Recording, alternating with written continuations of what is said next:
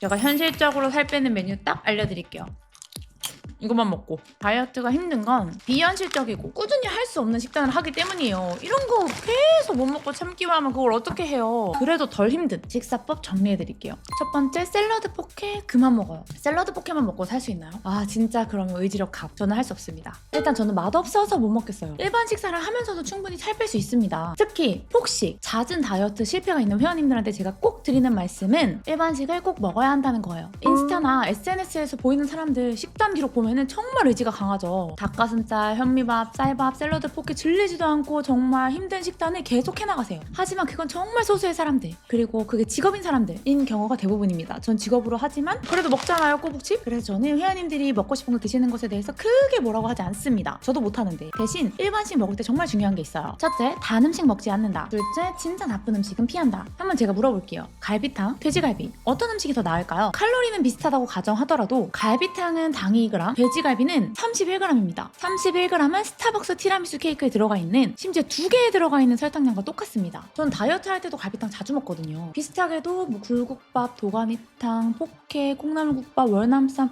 정말 다양한 일반 식사 메뉴를 먹어요. 초밥, 소고기구이 이런 것들도 저는 달지 않은 것들을 양 조절해서 잘 먹습니다. 하지만 웬만하면 단 음식은 피하는데요. 꼬북치 먹으면서 할 말은 아닌데, 왜냐하면 늙기 때문입니다. 다이어트는 차치하고 나서 단 음식을 많이 먹으면 늙어요, 여러분. 이런 음식들은 대부분 혈당을 급격하게 올리고 내리게 해서 피부 노화를 촉진하는데요. 진짜 이런 거를 영원히 안 먹는다 하더라도 조금 덜 먹으면 확실히 노화가 덜 돼요. 제 5년 전 영상과 지금인데요. 저 진짜 안 늙지 않았나요? 그래서 비결은 피부과 시술도 있지만 정말 단 음식 안 먹고 식사 관리 잘하고 운동을 잘하기 때문입니다. 두 번째, 진짜 나쁜 음식은 피해라. 저도 정말 나쁜 음식은 안 먹어요. 영양성분 면에서 건강에 있어서도 큰 이득이 없는 음식들입니다. 뭐가 있을까요? 트랜스 지방이 높은 감자튀김, 마가린이나 쇼트닝을 사용한 베이커리 제품, 냉동피자, 냉동만두 같은 가공식품. 이런 트랜스 지방들은 체내 염증을 증가시키기 때문에 내장 지방을 축적시킵니다. 그냥 같은 지방과는 달리 트랜스 지방을 많이 먹으면 내장 지방, 복부가 두툼해지는 느낌을 받으실 거예요. 그래서 하루 총 섭취 칼로리의 1% 미만으로 섭취해주시는 게 좋습니다. 이거 2개만 피해도 솔직히 일반 식사 먹으면서 살 뺄 수 있습니다. 두 번째, 입 터짐의 원리. 입 안 터져본 사람 있나요? 없을걸요? 특히 입은 스트레스 받을 때 터집니다. 알죠? 체중계 올라갔는데 그대로일 때,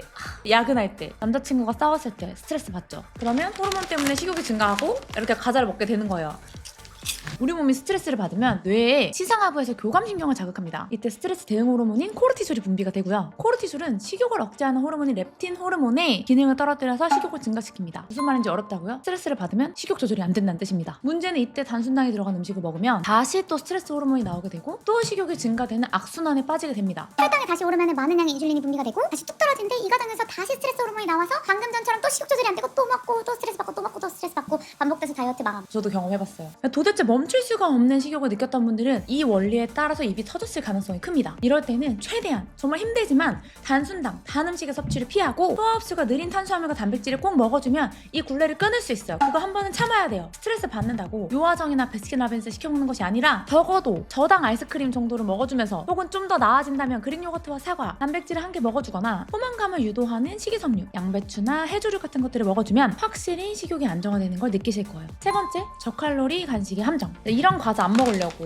이제 다들 단백질 과자를 찾기 시작합니다. 문제는 여기 함정이 있어요. 자꾸 습관적으로 저칼로리 간식을 찾습니다. 단백질 칩, 단백질 바 이런 것들에 팜유 같은 트랜스 지방 들어가 있거든요. 이런 200, 300칼로리 정도 되는 간식을 입에 달고 살아요. 하지만 사실 이런 다이어트 과자들은 소포장되어 있어서 칼로리가 낮게 잡혀있을 가능성이 높고 생각보다 좋지 않은 기름을 쓰는 경우도 많아요. 그래서 꼭 다이어트 간식을 찾아서 먹는 것이 아니라, 배고프지 않은데도 그런 간식들 입에 달고 사는 것이 아니라 제가 방금 먹었던 것처럼 이런 좋아하는 음식들을 아주 소량 먹으면 돼요. 이런 것들로 최대한 내가 먹고 싶은 식욕을 충족시켜주고 그 후에 운동을 병행해주고 그 후에도 참지 못할 것 같으면 건강한 간식들로 대체해주면 가장 좋습니다. 알고 있지만 우리가 못하는 그거, 삶은 계란, 닭가슴살, 그릭 요거트, 견과류 이런 것들로 대체해주시면 됩니다. 오늘 영상이 도움이 되셨나요? 항상 입 터짐을 반복해서 힘들어하고 있다면 제 블로그에 있는 다양한 식사 관련된 글도 읽어보시고요. 또 이번에 제가 엠버서더로 있는 제로스푼에서 갓배라는, 저 닭가슴살 좀 요즘 질렸거든요. 정말 맛있는 돼지고기를 리뉴얼해서 이벤트로 20%를 할인한다고 합니다. 경품으로 저랑 장성엽 선수의 PT권을 랜덤으로 증정한다고 하니까요. 정말 나는 맛없는 단백질 못 먹는다 하시는 분들은 이번 기회에 드셔보시면 좋을 것 같습니다. 제가 준비한 영상은 여기까지고요. 여러분들 모두 너무 맛있는 음식을 참지도 않고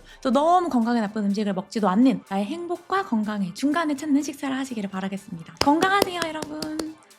운동은 정말 계속 열심히 했는데 체지방은 찌고 근육량은 항상 그대로고 이거를 조금 어떻게 타개할 방법이 없을까? 저는 진짜 엉덩이 일단 너무 아쉬웠어요. 뭔가 엉덩이가 좀 제 착각인가요? 커진 느낌? 저는 약간 다이어트식으로 먹기에는 먹는 걸 좋아해서 그게 좀 어려웠는데 양을 조절해서 먹으면 제가 먹고 싶은 것도 먹고 다이어트도 이렇게 다이어트가 쉽게 되나라고 생각될 정도로 식단 관리가 힘들지 않았던 것 같아요.